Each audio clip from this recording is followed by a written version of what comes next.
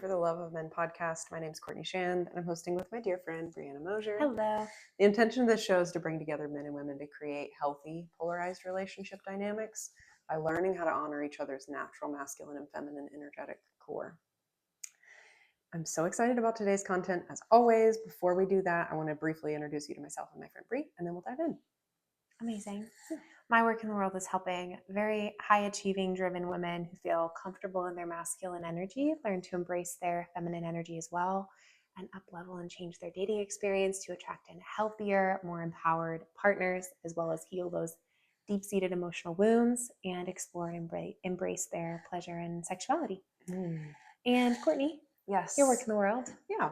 I have shifted into coaching men. I really specialize in helping men kind of rebrand themselves from that nice guy energy into the empowered masculine energy that has been there the whole time. We just need to release a few things and learn a couple of new insights. And typically that's what it takes for this guy to really make that shift.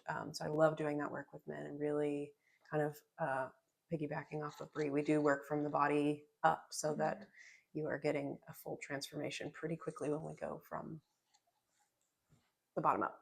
So good. Mm-hmm. Let's dive in. Let's. These episodes are getting the most traction. What women wish men knew. And thankfully, we have a lot of material of things we could share. Mm-hmm. So we've got 3 pretty good ones for you today. You want to start us off? We have a little list in front of us. If you see us looking down, that's what it is. Mm-hmm. It's Courtney's choice. I'm going to take the easy layup here with, this is something that I think shocks men to understand, and this is playful, so we mean this lightheartedly, but women will understand this, and men, let us know. Dishwasher's done. A moment of silence for my dramatic dishwasher. Those songs are so long too. Since it rudely interrupted you. 3 verses later. Here we go. Continue, Courtney. This is something that women will understand and laugh about, and I think men will laugh when they start to see this. But if a woman's house has decorative pillows like this, these are decorative pillows. They look pretty. They may not match the couch exactly. They're usually fluffed nicely and arranged, or on her bed. These are not actually intended for use. I laugh because when I have told men that I've dated this in the past, we've laughed about it. Because I think, as I've spoken with men, in their mind, a pillow is a pillow. A hand towel is a hand towel. A bath towel is a bath towel. You use what is available. Why would you not use it if it's there, or why would you have it if you can't use it? That's the mindset that I seem to hear from men. And women have this understanding that not all towels and pillows are intended for use. Sometimes they are just meant to be decorative. So when you come over and you smush the pillow to get comfortable on the couch, know that she's having a moment inside of like, he's my guest. Don't be weird. He may not know better. Don't be weird about it. Please, be cool, be cool. Stay calm. But no, she's noticing. So pay attention to this next time you go to a space where there are women. If you move the decorative pillow, I guarantee they will say something to you. Or at least like exhale and be like, whew. Or the pillow will be, if you move the pillow will be moved back.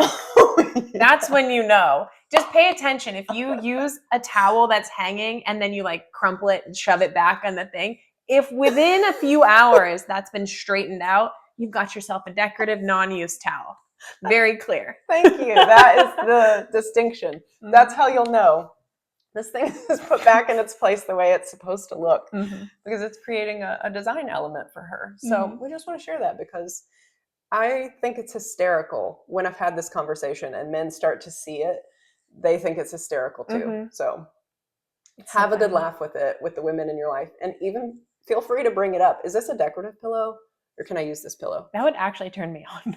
She may say, it's fine, you can use it, but ask, is this a decorative pillow? And she'll say, yeah. And it would behoove you to not use that pillow. Extra points. Okay. I remember going over to my girlfriend's house once. I hadn't been there before, and I could like kind of see her eye on the couch. So I knew to ask, is this pillow for use? She was like, no, that's not a use pillow. And I was like, are you sure? It's like a solid color. It's not like a patterned pillow. She was like, yeah, no. And I was like, cool, which ones can I use? And then she handed them to me, and I could see the tension leave her body. And I saw the tension enter her body when the men in the room sat down on the couch and scrunched and fluffed the pillows so that they could lean on them. And only she's a lot more bold than me. And she was like, that pillow is not for use. What are you doing? And they were both like, what? She was like, no, that's a decorative pillow. What do you mean? Give it to me. Like they literally left the room. The decorative pillows left the room because of the stress. It's just a thing. And I don't know, you're not going to get around it. Oh my gosh. I'm like crying because my house has so many decorative pillows. And I am someone that values decorative pillows. Me too. I think I have 6 on my bed. Yeah.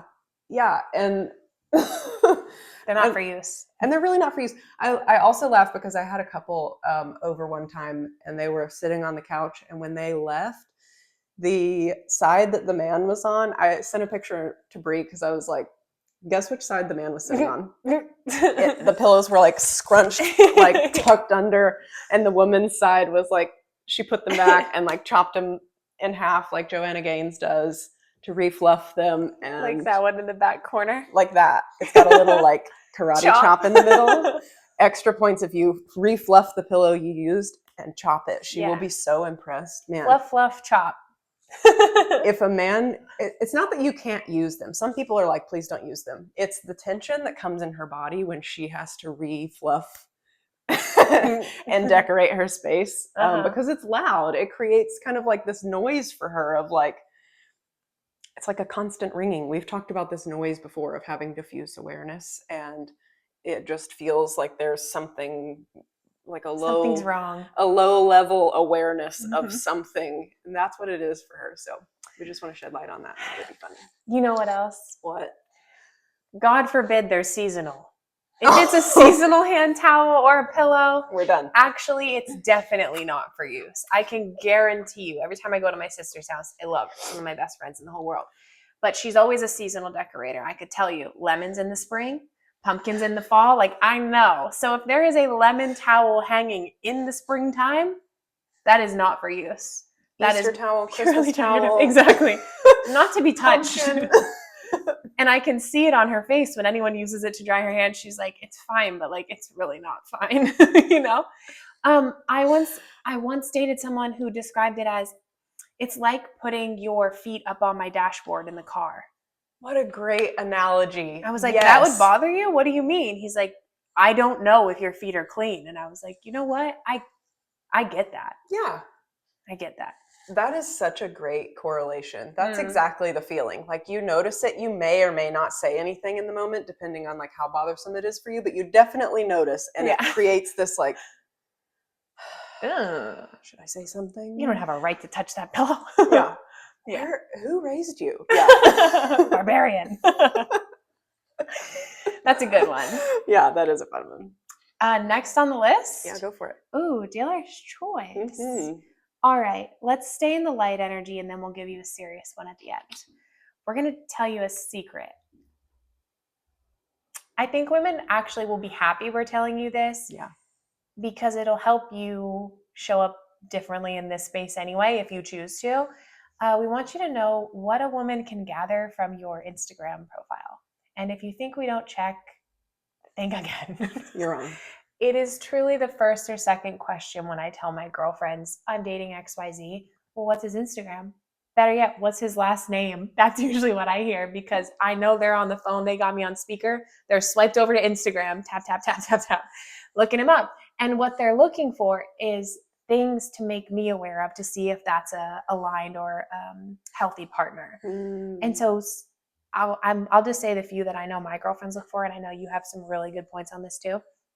One of the first things my girlfriends will do with a Instagram profile is look in his following and see if it's mostly, is it like Sports Illustrated models? Is it a lot of women? And if it's leaning more that way, it does beg the question of, does this person have leaky sexual energy? Like, what does this tell me about their relationship to women? If they're following all these women who, more power to them for embracing their sexuality, of course, as you know, I stand for that. But for that to be the majority of what he's consuming would make me wonder, like, do you objectify women all the time? Is this just sex? Is it casual? What's your relationship to sex and women? It would give me a little bit of a yellow, oh, interesting. So you're kind of looking at, is there leaky energy, and by leaky energy, I mean, is your sexual energy dispersed among a lot of women? Because that's sort of what's happening. And then I've also heard from women who I would say are a little bit more in their wounded feminine, that it brings them to compare themselves, like body types and things like that. Part of that's on her to own and get more sturdy and confident, but also doesn't feel nice, even as you're empowered and secure, The other thing on Instagram profiles is, if it's filled with like shirtless pictures of you and you trying to kind of show off your physique or how you look, while that's a wonderful thing and you get to do that, it would bring up the question of, like, is this superficial? Is this someone who's attention seeking? And is he going to still have leaky energy when he's dating and getting to know people? The same way that maybe if you looked at a woman's profile and it was all like body shots, bikini shots, things like that, you'd probably think, how is this person's sexual boundaries, or how are they showing up in the dating space? Or is there something around self-esteem? Is that why they're looking for validation? Or is it just coming from a place of empowerment? Cool. I'm not saying it means anything directly, but I'm saying it does bring up the questions in your mind about hesitancies you might have with that person. Is that clear? I think so. Okay. Yeah. She can actually tell a lot. And I love that you said that, because the feminine is so intuitive. She's picking up on all these information pieces and creating this like not picture of you like you have to jump through hoops, but she is like checking with her gut of like, does this work for me? How do I feel in what he's representing? What I always see is like, what we present to the world is what we value, how we want to be experienced and seen. And that says a lot to me if I was checking someone's profile on any of their social media, because our creative outlets say a lot about how we feel about ourselves, how we perceive the world, the things that are important to us, where we're putting our time and attention and resources, how we want to be engaged with. So I can tell a lot just based on what you're sharing of how you're spending your time. Like, what is valuable to you? If you have a lot of outdoors pictures, that's going to be a really good indicator that that's somewhere that you spend a lot of time, or you like expressing yourself in that space. If you are a fitness person or a dancer, and those are kind of your main points of what you're sharing with people, that's going to let me know, like, this is how you are spending your time and attention. I would also look at like who you're following in terms of like what you let in, what you're inspired by. I don't necessarily look at it from the space of like, is it mostly women or what is it? But like, I would be really curious to know what you feel inspired by, because we are curating our own feed, and knowing what is on your feed tells me a lot about what you like to consume, how you fill your mind and your time is really interesting to me. I would like to know those things about someone that I might be interested in, to see if that's something that immediately lets me know, like, this is probably not going to have a ton of longevity. We probably don't have a ton in common. We might just be acquaintances, or we won't make it out of that like casual dating first couple of dates kind of space, because we just don't have enough foundational groundwork that is that's overlapping. So I look for music as well. Oh, interesting. Like if they're following a lot of musicians that I like. Oh, interesting. Yeah. Or anything related to your morals, ethics, values, politics. I usually look at like what's important to them based on who they're following, what they're engaging with. I think that's a really nice lens. Yeah. What you're saying. Yeah, it says a lot. And I think it seems really superficial, but this day and age, everyone has a social media, and that is your world and your brand to create. And so it's just worth noticing. Use that as much as you would like. I do think women will be glad that we are sharing that, because just like the decorative pillows, so that they can kind of like de-tense their body. around that. But I do think it's just something to be aware of, that she's picking up intuitively on what you may or may not be overtly communicating. She's like picking up the information that she's needing just by how you're representing yourself. And you don't have to change it. No. Like, it's totally on you. You can change it or not change it, but the Instagram deep dive, it is gonna happen. It happens. That's what you need to know. So if you are dating again, it would, I would spend some time thinking, how would a woman interpret my profile? How would she interpret my social medias? What might she think if she saw who I was following? You know, if you're talking about consumption, which I love that lens, like, how are you feeding your mind? What's your environment? I think that's part of why seeing if you're following predominantly women or, you know, Sports Illustrated models, things like that, it does cue you into, okay, this is something you're feeding your mind with all the time. Not necessarily wrong, but it would make someone think about, is this going to be aligned for me? Would I feel good in this connection? Fair question to ask. But you get to represent yourself however you want to. These are just, we're just letting you know questions that we think about, that our girlfriends think about. Yeah. I laughed so hard when I saw a meme that was saying basically like Travis Kelce just underwent the like most intensive background check ever, because every Swiftie ever did an extensive search of him. Who is this guy on social media? Is he worthy? It's just worth noting that like women do this. This is something, it's kind of like our vetting information gathering system. We're doing this just naturally, not to like poke holes in who you are. And this doesn't mean you have to like curate yourself. It's the same that I would tell a man who's got a dating profile.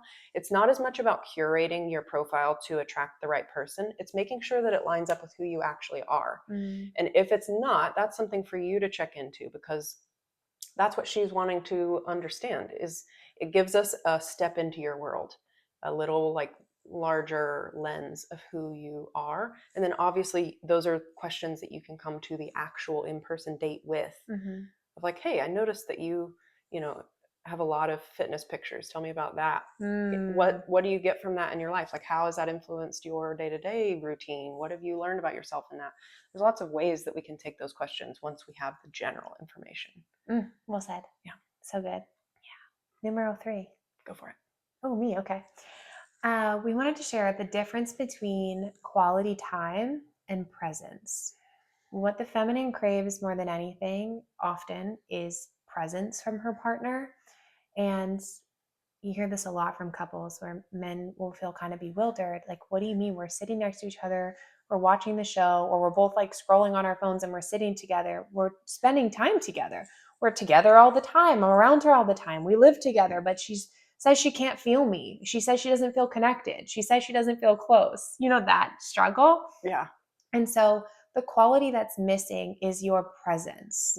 It's your attunement to her, connection to her. Like Courtney and I sitting here scrolling our phones together. It's nice we're together, but it's very different than me listening to her like this. Ooh, yeah.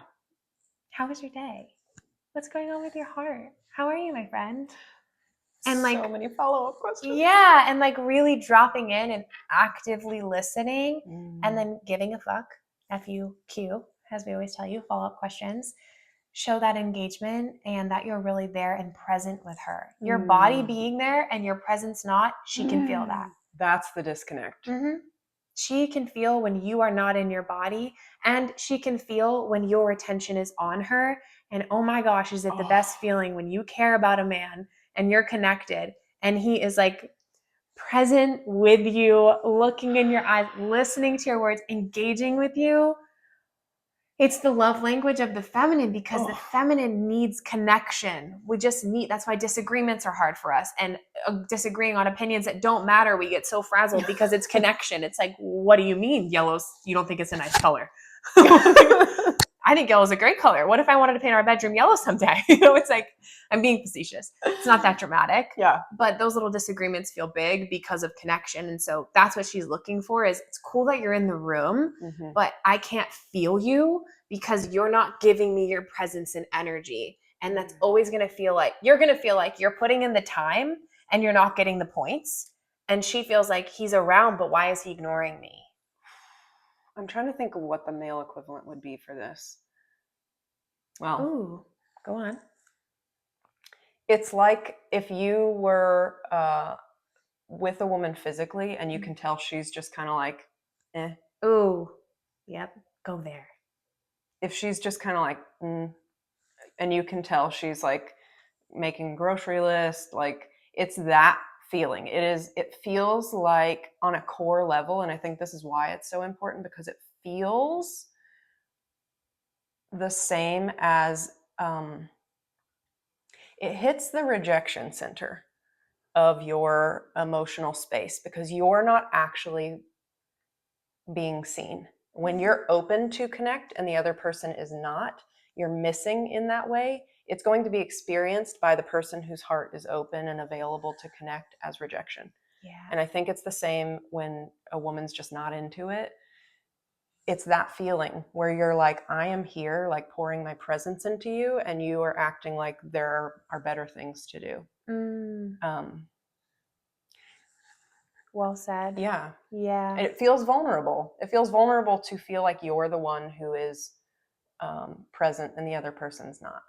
And I think it hits a core wound for most people. And I'm going to just guess it's a flavor of rejection, that rejection wound on some level. That's what she's experiencing. So when connection is not made for the feminine in all of us, where that is the feminine's job, is to seek connection. And when that can't be made, it's going to feel like untethered. It's like, I'm doing all the things. Why is this not working? But that's why, exactly what you're saying, disagreements feel to the feminine threatening, because we're not able to make a connection. Like, I'm trying and I'm missing you and I can't find you. It feels like that. So well said. I think that's when women end up, I'm not saying this is right, but when women start to really nag, I do think part of it is a subconscious, like, pay attention to me. Like, I want to feel you. And again, not saying it's right. It comes from a wounded place. But also, I remember in moments where I would feel disconnect from my partner at the time, I would like try to think of anything funny or interesting or relevant to him to say, like, what do you want to do for dinner? Or how was your day? What are you listening to? Like, I would try so hard to pay attention to me. Like, I want a bid for connection. Connect with me. Yeah. And if you get it, it's great, because you're happy to do it. But if you don't, it does feel like rejection. I'm going to get myself in the weeds here. I know. Same. I was like, because I'm like, men go think there, linearly, and I just like, I can't go that deep into it right now. But good to know. So if she says something like, I can't feel you, what she's looking for is presence and connection. And the gateway to presence and connection for you with her would be active listening, eye contact, follow-up questions, validating her feelings. Those are all going to be the medicine to get her what she's looking for, so that you can get what you're looking for too. Yeah. It's the same conversation that we have of like, you can stay in this like shallow space forever, or you can drop in and actually like both feel really nourished and connected to each other. And then you can come back to the shallow space and go about your day. She will be much more, trying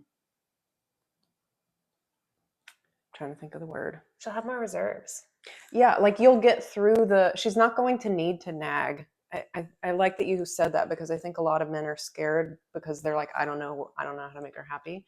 She's nagging now, and that definitely turns me off from doing anything that would, fix this problem. But you can either like face the problem and go deep and kind of like, I don't want to say get it over with, but like you can meet each other and really like get the need met, and then you can go about your day. She probably needs far less. As a person who's like really values quality time, that's one of my love languages.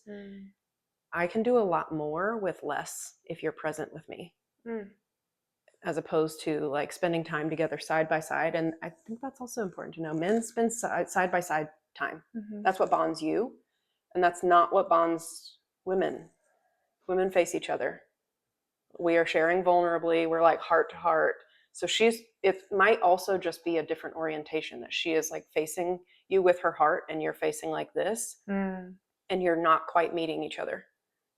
It might feel fine for you because you're kind of like doing the side by side thing, but it's not going to feel deeply connective to her, and it's not going to actually meet the need.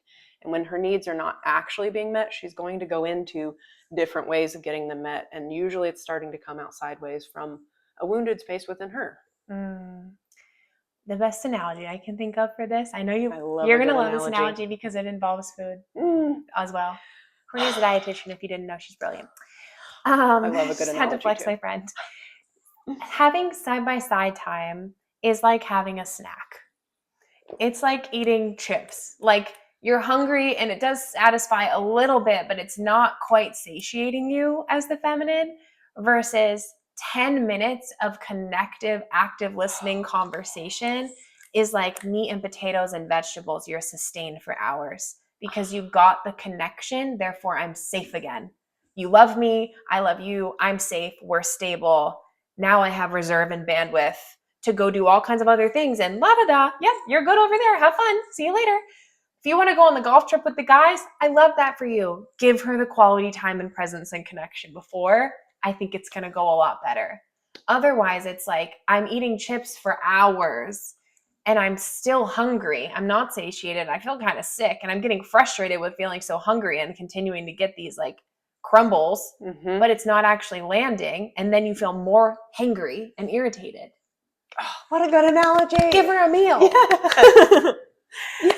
You know, she wants your heart. She wants your presence. Even 10 minutes of it would be better than an hour, I think, of side-by-side time. I don't know. Women in the comments, if you disagree, feel free to let us know. But I would venture to say most women would fall in that camp. I'm really curious to know from the male perspective, and maybe when we bring on a man on the show, we can ask this. But like, I'm curious if how much side-by-side time you need to fill the equivalent.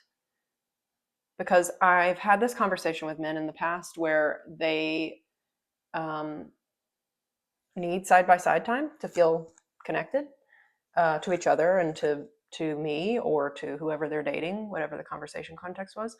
And I wonder if it's the same. If like an hour of side-by-side time is the same as 10 minutes of like direct look me in the eye, ask me how my day is, ask me how I'm feeling, ask good fucks, like I literally love it when you follow-up questions. Every time Courtney curses, it just scratches an itch in my brain.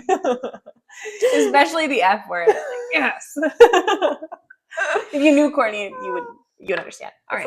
It's a little bit of rarity, which is funny that that's the term that we came up with. So, yeah, let me know, man. I'm really curious to know, like, do you have a quantifiable amount, or how do you know when that tank is satisfied? Well said. Yeah. And I'd love to know what it does for you, side-by-side time with your woman. Because I've heard this from past partners when they'll be like, what do you mean? I love just being in the same house as you, like knowing that you're there. We don't even have to spend time together. I love that you're in the house with me. And I'm like, that does nothing for me, but I'm happy to hear that it does something for you. Yeah. I like when you're in the house with me when I feel like I want protection, you know? Not nothing, but it doesn't scratch the itch the same way. Right. And it really does something for men. So if you have insight on that, I would love to know. Same. Yeah, same. It's just one of those differences that we want to bring this to your attention because when you know more, you can do more with that information and smooth out a lot of potential like misses that turn into conflict. But also I would love to know. I want to have this conversation because I think this is something that women need to know too, because you can be in our house all day and we're like, I haven't seen you all day. And He's you're like, I've been here all day. I feel rejected. She will have the experience of being rejected and he will be like, what do you mean? Because for me, it's like, but you've been over and you haven't paid attention to me. Like, do you want to be over here? Yeah. Even though they're like, this is great. We're in the same house. Two very different experiences happening. And that's the whole point of the show, right? Is for us to navigate these kind of gray areas and help men understand how women are thinking and women understand how men are thinking. And neither is wrong. It's just, if we can understand each other, we won't interpret it as rejection. We will ask for what we need and we'll do it with compassion and empathy versus trying to pull something out of somebody that we're perceiving they don't want to give us when they do want to give it. A lot of men want to give presence and connection and quality time and feel close to you. It's I think such a big misinterpretation of men. I agree. They want to give it, but they might give it in a different way than we would see it as women, you know, and vice versa. It's like the idea that women don't love sex or pleasure. Yes, they do. Go there. Yeah. Well, I'm not going to go there in depth in this episode. Whatever you want. Go there, don't go there. I support you, my friends. This is your zone of genius. I'm behind you. No, I just mean, that the myth of like women don't value sex or pleasure, truly a myth, not true. And I will fall on that sword. Same. It's not true. Yeah. We might save that for another episode for you. Yep.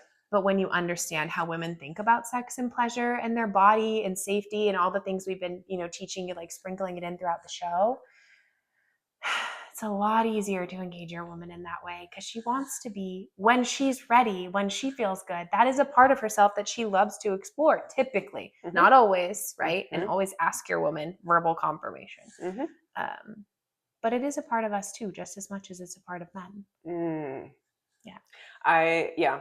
I'm like having to discipline myself. I know. The next episode. We're going to have to do a whole episode on that because it is, I do want to say this because this is the same with the presents. Okay. It's kind of the analogy with the meal versus snacks all the time. I think there's something to be said about knowing what you actually need to feel like that tank is being replenished. That can go so far, whether you're a man or a woman.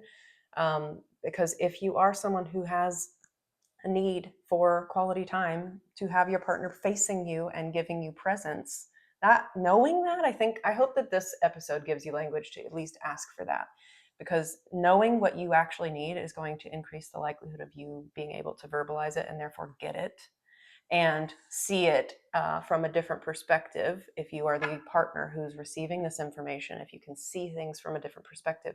But the more that you know what you actually are needing to fill that need, the more likely, the better it gets. That's where I'm going to leave that. We're going to leave that for another episode. But it gets to be easier, and you will find that having your needs met feels good. And when you can meet your partner's needs, it's more likely that they are actually going to be more engaged in that process. It's figuring out where the miss is happening and realigning so that you're actually meeting each other with what you need. Well said. Thanks. If you love this show, please share it. That's all we ask. We don't put ads on the show yet. We do all this for fun. We're spending the whole weekend recording episodes for you guys. We love it. If you love the show, all we ask is put it on your socials or send it to your boomer dad or whoever, but like spread the information. We want for it to be in the hands of people who want to do well in their relationships and learn how to love and respect each other well. So thank you for sharing it. If you do, if you want more from Courtney, it's Courtney_Shand across the board. If you want more from me, it's Building Bree Coaching and Building Bree on TikTok. Sometimes I forget what my handles are. We will put our, one-to-one forms if you want to work with either of us. You're probably a man if you're listening to this, so Courtney's going to be your girl. If you want to work with her, you can apply on her website. That's it. We'll see you in the next episode. Bye.